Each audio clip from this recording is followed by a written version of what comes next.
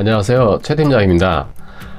오늘 영상은 그 상거래 채권에 있어서 그 미수금이 이제 발생이 되어졌을 경우에 채무자의 실질적인 그 상거래상에 있어서의 미수금 형태하고 그 다음에 이제 미수금이 발생이 되어졌을 때 실질적인 그 채권자의 대처 방법, 어떻게 대처를 해야 되는지 그 채권에 대해서 어떻게 그 실질적인 대처 방법에 대해서 한번 알아보는 영상을 촬영을 좀 해보겠습니다. 자, 상거래 그 채권의 종류는 뭐 다양합니다. 뭐 여러 가지가 있을 수 있습니다. 뭐 채권의 종류별로 본다 그러면 뭐 대표적으로 뭐 물품 대금도 있을 수 있을 것이고, 그 다음에 뭐 공사 대금, 무슨 또 제조업에 관한 뭐 여러 가지 채권들 뭐 대표적으로 이제 있을 수가 있겠습니다. 뭐 물건을 뭐 만들어서 이렇게 이제 납품을 하고 발생이 되는 이제 대표적인 그런 이제 뭐 물품 대금 채권, 또는 뭐 건물이나 물론 이제 토목공사 같은 거는 이제 공사를 해주고 뭐 받지 못하는 이런 공사대금 채권 같은 경우, 이런 경우에 이제 채권이 이제 발생이 될 수가 있겠습니다. 그렇다 그러면은 만약에 이런 채권들이 이제 그 미수금이 발생이 되어졌을 경우에 채무자의 그 실질적인 상태를 본다 그러면은 이 민사채권하고 그 형태하고는 좀 달리 이 상거래 같은 경우에는 일회성 거래보다는 좀 계속적인 그 거래가 발생이 되는 경우가 거의 대부분이라고 보면 되겠습니다. 뭐 공사대금 같은 경우에 이제 뭐 건물 한 채 지어주고 이제 받는 경우가 있을 수가 있겠지만은, 뭐 물품 대금이라든가 뭐 제조업이라든가 이런 경우에는 고정거래처에 납품을 해주고 계속적으로 이제 거래를 꾸준히 이어오는 경우가 거의 대부분인 경우가 뭐 거의 대부분이라고 보시면 되겠습니다. 그렇기 때문에 미수금이 이제 발생이 되어졌을 경우에 채권자 입장에서 봤을 때는 보통 이제 뭐 한 번, 두 번 이렇게 약속을 어긴다고 손쳐도 쉽게 이렇게 그 강하게 그 채권 회수에 대한 그 독촉을 하지 못하는 경우가 거의 대부분입니다. 왜 그러냐면은 또 뭐 그러다 보면은 그 이제 뭐 거래선이 이제 끊긴 수도 있고, 잘 해오다가 뭐 1년, 2년 이렇게 거래를 하다가 뭐 한두 번 이렇게 약속 어겼다 그래서 뭐 강하게 무슨 법조치를 한다든가 뭐 이렇게 하다 보면은 또 뭐 거래처가 또 끊긴다고 이제 생각을 하시기 때문에 아무래도 좀 소극적으로 이렇게 채권 추심을 대처하는 그런 뭐 경우가 거의 대부분이라고 생각이 됩니다. 그런데 실질적으로 보면은 그렇지가 않습니다. 채무자의 그 당시에 이제 상태를 이렇게 저희가 실무적으로 이렇게 보면은 채무자가 그 처한 그 입장에서 이렇게 보면은 채무자는 그 채무자도 나름대로의 거래처가 있는 거예요. 그 채권자가 거래처가 있듯이 채무자도 자기가 채권자 입장에서 그 상대하는 그 거래처가 또 있는 겁니다. 그러면은 그 채무자도 자기도 돈을 못 받아서 자금 회전이 안 돼서 그 채권자한테 돈을 못 주는 상황이 벌어질 수도 있는 거고, 또는 경우에 따라서는 그 자기의 거래처하고 송사가 벌어져 가지고 돈을 못 받는 경우도 있습니다. 쉽게 말씀을 드리면은 법원에서 그 재판을 이제 벌이는 경우가 있습니다. 그래서 이제 크게 받을 돈을 재판에 이제 송사가 걸려서 뭐 돈을 이제 뭐 받지를 못하는 경우가 있는 경우가 종종 있습니다. 그래서 그게 해결이 돼야 뭐 돈을 회전이 된다, 뭐 이렇게 이제 얘기가 돼서 그 돈을 받으면 주겠다, 뭐 이렇게 이제 되는 경우도 있고, 뭐 공사 대금도 마찬가지입니다. 공사를 뭐 한 군데 두 군데 이렇게 하다 보면은 한 군데에서 이제 돈이 물려가지고 공사를 했는데 공사 대금을 못 받아서 돈이 회전이 안 돼서 그렇게 해서 이제 공사 대금을 지불을 못하는 경우가 종종 있습니다.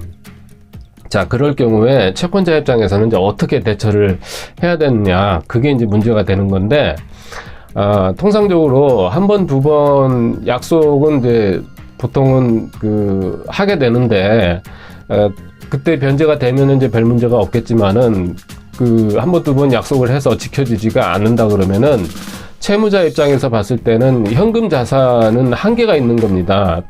돈이 수입이 계속적으로 그 회수가 되지 않는 입장에서 봤을 때는 채무자 입장에서 현금 자산이라는 거는 들어오는 수입이 없는데 그 자기가 가지고 있는 현금 자산은 한계가 있는 한계치에 다다른 상황에서는 더 이상의 현금 자산이 융통이 안 된다고 했을 때는 시간이 가면 갈수록 채무자의 상태는 더 안 좋은 상황으로 치달을 수밖에 없는 겁니다. 그리고 채권자 입장에서는 그만큼 돈을 받을 수 있는 기회를 박탈당하는 경우밖에 안 되는 겁니다. 그리고 채무자가 채권자가 그 한 사람이라는 거 단 한 명뿐이라는 생각은 버리셔야 된다는 그런 판단을 하셔야 돼요. 왜 그러냐면은 거래처, 특히나 상거래 같은 경우에는 거래처가 하나, 둘 이런 정도밖에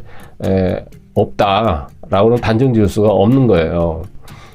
예를 들어서 뭐 자기가 돈이 그 융통이 안 된다 그러면은 뭐 금융권에서 돈을 차입을 할 수도 있는 거고요. 대출을 받아 쓸 수도 있는 거고, 또 뭐 자기가 줄 돈도 있는 거고, 받을 돈도 있을 수도 있는 거고, 그렇게 뭐 여러 가지 이제 채권 채무 관계가 얽히고 설키고 하다 보니까 일단은 그 미수금이 발생이 되게 되면은 다른 거를 다 차치하고라도 빠른 시간 내에 돈을 받을 수 있도록 조치를 취하시는 게 정답인 겁니다.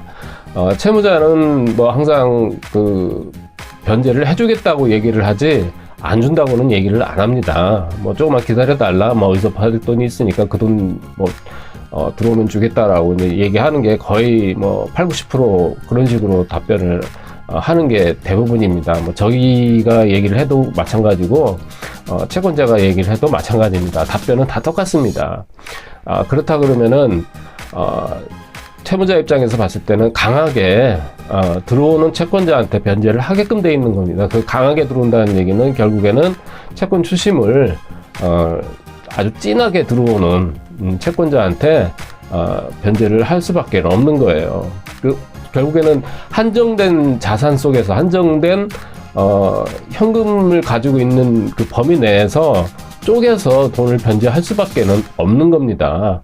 뭐 왜 그러냐면은 자기 뭐 직원들 뭐 급여도 나가야 될 테고, 뭐 예를 들어서 그 사무실에 임대료도 뭐 줘야 될 테고, 뭐 그런 그 한정된 자산을 가지고 쪼개서 돈을 써야 된다고 한다고 그러면은 채권자한테 줄 돈은 항상 그 제일 마지막에 밀려 있는 부분인 거예요. 자기가 제일 먼저 쓸 돈을 쓰고 나머지 돈을 가지고 채권자한테 남으면 주는 겁니다. 그렇기 때문에 법 조치를 그 빠른 시간 내에 채무자의 아킬레스건을 잡아서 법 조치를 취한다든가, 아니면은 뭐 거래 은행을 빨리 찾는다든가, 뭐 채무자가 예를 들어서 개인일 경우에는 신용도라든가 이런 거를 빨리 그 파악을 한다든가, 뭐 법인도 마찬가지입니다. 신용자산이라든가 이런 거를 빨리 파악을 해서 그 뭐 압류 조치를 한다든가, 아니면 뭐 법 조치를 한다든가 이렇게 진행을 해서 빨리 그 강제 집행을 할 수 있도록 진행을 하셔야 되는 게 맞는 거지. 그 채무자의 말만 믿고 이렇게 시간을 보내다 보면은 결국에는 나중에 가서는 개인 같은 경우는 뭐 개인 파산으로 가는 수밖에 없는 거고요. 그게 만약에 채무자가 풀리지가 않는다 그러면은 뭐 개인 회생으로 간다든가, 법인 같은 경우는 폐업하면은 그 채권은 그냥 날아가는 것밖에 없는 겁니다. 그러다 보니까 뭐 한 번, 두 번 약속해서 그 채권 변제가 이루어지지 않는다 그러면은 그 더 이상 미루시지 마시고 채권 추심하는 그 신용정보 회사나 이런데 적극적으로 그 상담에 응하셔서 채권 추심을 적극적으로 하시는 게 결국에는 그 돈을 떼이지 않는 지름길이다 라고 생각이 됩니다. 그리고 실질적으로도 그렇습니다. 보통 저희한테 이제 의뢰를 이렇게 해 오시는 분들 대부분 보시면은 다 다 그 시기를 놓치시고 나서 나중에 보면은 저희가 조사를 해보면은 뭐 법인이 거의 뭐 파산 지경에 이르렀다든가 개인 같은 경우는 거의 뭐 신용불량에 다 이르렀을 경우에 의뢰를 하시는 경우가 거의 대부분입니다. 그러면 뭐 거의 뭐 개인 같은 경우에 뭐 신용불량이면 뭐 돈 가져올 게 아무것도 없지 않습니까? 그럴 경우에는 뭐 신용정보 아니면 신용정보 할아버지라도 그건 할 수가 없는 거예요. 그럴 경우에는 아무런 의미가 없습니다. 그렇기 때문에 일단은 내 자산을 지키기 위해서라도 한두 번 이렇게 약속이 어겨진다 그러면은 빠른 시간 내에 조치를 취하시는 게 내 소중한 자산을 지키는 지름길이다 라는 말로 가름하면서 이번 영상을 마치도록 하겠습니다. 이상 최 팀장이었습니다. 감사합니다.